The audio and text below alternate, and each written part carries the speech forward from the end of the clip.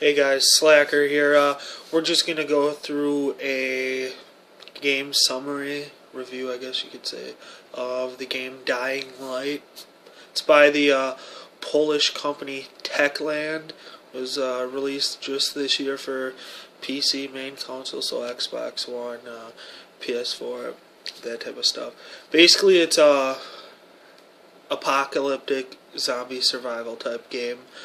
I'd compare it most to games like Fallout, Skyrim, Farcry, Left 4 Dead. It's fairly open world, but generally it's a pretty good game. Through the campaign, you're going to play as the main character named Kyle Crane. You basically work for this company called the GRE. I guess it would be similar to like even more corrupt UN, and you go into this zombie infected area to retrieve this file from this real bad guy, terrorist or whatever, and you basically have to choose between helping these people that are infected or become infected, or to stop them from becoming infected, and completing your mission with the GRE. You end up meeting several people, and a lot of events happen. It's at times it's almost a tearjerker. It's they did a really good job with you becoming attached to some of the people that you interact with, and it really pulls those emotions out where you start to really hate certain people, even the people maybe that you work for. I'd say it's in a Middle Eastern city. It almost seems like a favela type area. Definitely not Brazil though. I know they said it's supposed to be like a ancient Turkey or something like that, but with a lot of the names in the game of the NPCs and that, it's definitely based off the Middle East. One big concept of the game, I would say, is probably parkour-like actions. You go run through the game, basically. You're running. Yes, you can get tired, I guess, so you'll start going slower, then you'll regain. You don't have an actual bar, but you'll end up regaining your energy, and you'll be able to keep running. But it's very parkour-like. Plenty of places to jump, to climb, all that type of stuff. Even a lot of your missions, it's very vital that you can climb and jump really well. Otherwise, like one was climbing up a radio tower. If you're not good at what you end up needing to do, you'll just fall off and die. So it's very essential. One of the things I liked about the game was actually their day and night combo. During the day, the zombies are really, I guess you could say, lazy, slow, normal type of typical zombies right there. Easy to kill and all that. But at night, it's a completely different game. You end up having like stronger zombies. You have zombies called volatiles, which are super fast and all that. Basically, zombies have this is my dog over here, Knox. He wants to know what's going on. Basically, they have all heightened sense of abilities. They run a lot faster. They detect you faster, it seems like. They hit stronger. However, since it is nighttime, if you escape a pursuit from a volatile, you end up gaining a lot more agility power. And I thought that was really unique with Dying Light, and I really liked that aspect. Probably my favorite thing in the game is the co-op during night. If you kill a volatile, pretty much someone joins your game. You don't even necessarily have to kill a volatile, but someone ends up joining your game, and they can play as like a mother volatile. It's like an even stronger zombie that pretty much is a one-hit. If you're on the human side, you basically you've got a lot more lives than this hunter is what it's called, and it I guess you could say it like has this nest that you basically have to kill before you run out of life. Or even if the hunter, you kill the hunter, it doesn't matter. You have to actually kill these nests. So I basically say they're like zombies that are cut in half, squishy eggs that can't move. They're still the zombies but like right here is cut in half right at the abdomen, and they're like, I guess, just smushed into the ground and waiting to be a volatile or something like that. But yeah, the best part is actually you have to use your UV light, and either shoot them or hit them with your weapon, and it is incredibly difficult unless you play against something that really doesn't know how to play as a hunter. They can pounce on you, and that's an instant kill. They can run away. They have a heightened sense of awareness. They do this like roar or whatever that detects your heartbeat.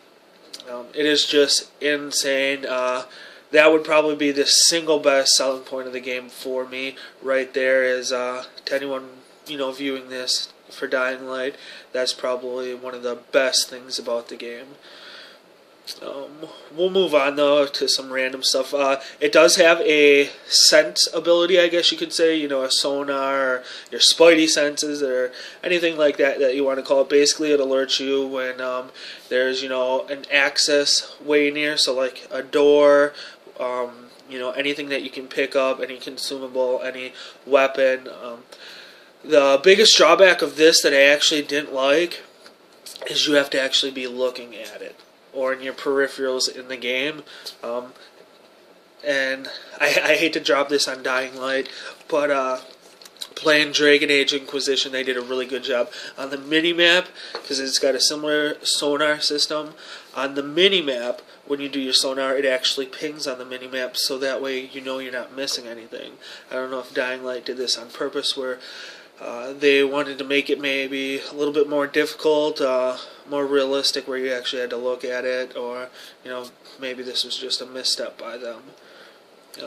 We'll go on to, you have perks and talent trees in this. I think it's survival, agility, and basically it's essentially strength or power. And you go through them, and as you level up, you end up gaining abilities. You end up choosing you end up being able to run longer, you can take more damage. My dog is just licking the hell out of me. He wants my attention so bad. You can end up creating different stuff, do-it-yourself bombs, weapons that you can throw. And then another one for agility would be like you can parkour, or basically vault over a zombie. You can stun the zombie when you vault over them. You can like smash its head when it's laying on the ground. You can grapple them and all that type of stuff. I really like that aspect of it, and I think they did a really good job with putting that in there. I just would have liked to see it not be so prerequisite heavy on the talent tree, I guess. So it's just like, well, if you have this many in here, then you should be able to unlock all these. Not necessarily unlock, but you should be able to choose which one you want. And it shouldn't be where, okay, well, I got enough points in here so I can unlock all these. You should probably be able to choose. So, hey, well, I want to invest all my points into survival rather than, agility or something like that. And that can create a real dynamic character, basically. Right now in the game, it's just, I guess it's really even, and it's very hybrid-like since it's all spread out. Another aspect of this game that I liked, and it really reminded me of a lot of the games that I said earlier, like Skyrim and Fallout, and that was you can have modified weapons. You can end up creating, basically they're called blueprints. You can throw them on weapons and they'll give you a certain elemental aspect to it. So you can add, like fire damage, electricity damage, basically all that type of stuff, bleed damage. The cool thing that I think that Techland did was they added durability to these weapons. There's no really shortness of weapons. You just basically grind it out. You get a lot of weapons. You do have backpack space, so you have to be aware of what you're going to carry for weapons, though. You do have an NPC where you can actually sell these weapons to, anything that are outdated or any weapons that are real crappy, and you can end up buying weapons from them. And the unique thing about that is your best weapons are essentially what you buy from this NPC vendor.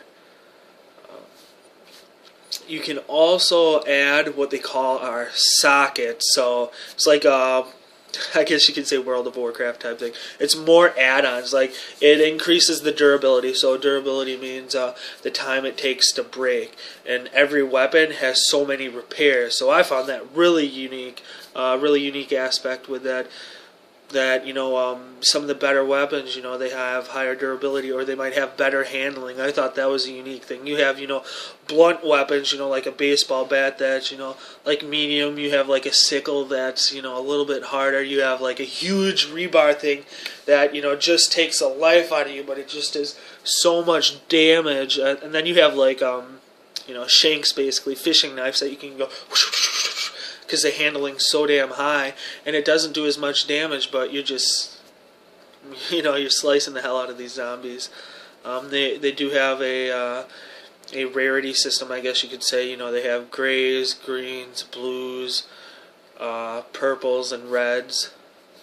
They do have guns in there. It's just later in the game. Overall, I thought it was a really good game, definitely worth the money to buy. I thought it was just going to be, just another zombie game at first, but I really don't know why about it. I just was like, you know what, I'm going to try this game, and it was definitely worth the money. Definitely worth the try out there for you guys if you want to, if you're into basically that apocalyptic type zombie game.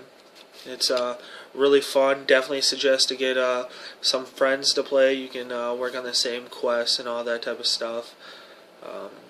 Definitely fun for the co-op, the hunter. That's probably the best part of the game that I really enjoyed a lot. It's just so intense, and you really have to work together to destroy those nests and all that. I just think Techland went above and beyond with that aspect, and I think that's pretty much it, though, guys. For those of you just viewing this, you can see me on Twitch at twitch.tv/procrastislacker. Otherwise, this is my YouTube. The Twitter is procrastislacker. Instead of ER at the end, it's just R. Too long of a name.